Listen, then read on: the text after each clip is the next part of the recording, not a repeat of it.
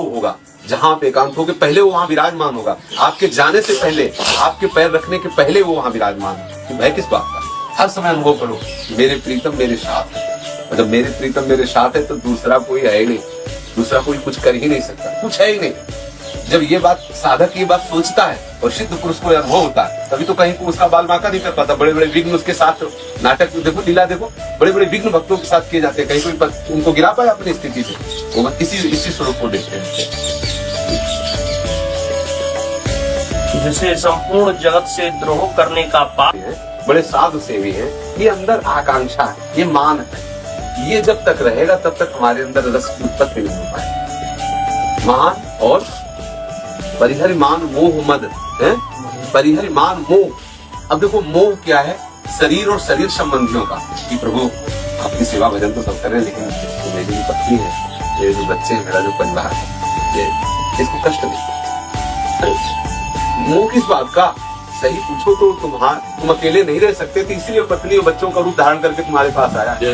तुम अकेले नहीं रह सकते थे ना, तुम्हारे तो क्या करे, अब बहुत प्रेम करते हैं, बड़े तुम्हारे प्रेमी हैं, तो उन्होंने पत्नी रूप धारण कर दिया और उन्होंने पुत्र रूप धारण कर दिया, आपके साथ हो गए। अब आप इतना अगर उनको असली रूप में देखो, प्रभु आप यूं तो फंसोगे नहीं, अगर मेरी पत्नी तो फिर घाटे का सौदा हो जाएगा, क्योंकि प्रभु को जो ही भूलोगे तभी आप दंड के पात्र बन जाओगे, फिर माया आपको अपने अंदर में ले लेगी, प्रभु के अंदर से आप अलग हो जाओगे।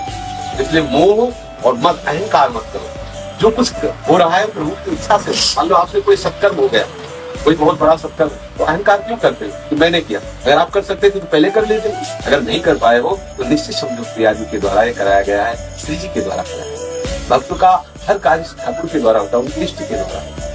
मोह मद क्या है? मान, मोह और मद भजो कोशला, इन तीन का त्याग करना है।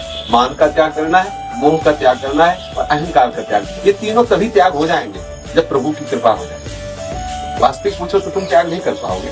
आसपास से इतने डंडे लगा दिए जाएंगे कि अपने आप अनुभव में आने लगेगा कि हम सबसे छोटे हैं। हर प्रयास निष्फल कर दिया जाए। जितना तुम मान चाहोगे उतने तुम्हारा अपमान करवा दिया। जहां जहां तुम मोह करोगे उसी मोह का नाश कर दिया प्रभु की पालो। जितना अहंकार करोगे उतने नीचे झुका के रौन देंगे समर्थ डॉक्टर।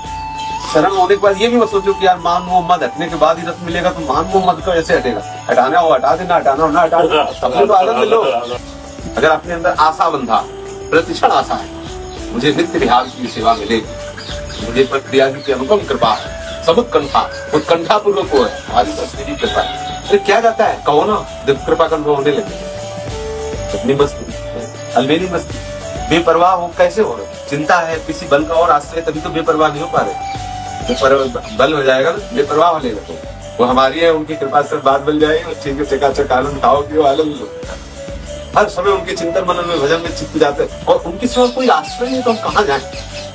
हमारे पास कोई बल नहीं है। तो मेरी बल है निर्बल के बल, मेरे बल श्री वृंदावन रानी, मेरे वो बल है, उनकी कृपा से होगा। अब जो चीज हमें अंदर लगती है कि ये प्रिया जी से अलग है, उसके लिए हम रोए, प्रिया जी से प्रार्थना करें, उसको भी आप स्वीकार, हमारी स्मृति को भी स्वीकार करने जो आपको निश्चित कृपा में है, वो स्वीकार उसको भी किए हुए, लेकिन आपके अंदर भ्रम है ये बात, वो वृत्ति भी वही स्वीकार किए थे, बस हमारे अंदर भ्रम है। उस भ्रम का वो निवारण कर देंगे तो आपको दिखाई देगा कि जो वस्तु, जो व्यक्ति, जो स्थान हम प्रिया जी से अलग समझ रहे थे, वस्तुतः वो प्रिया जी है, उनसे अलग कोई व्यक्ति है।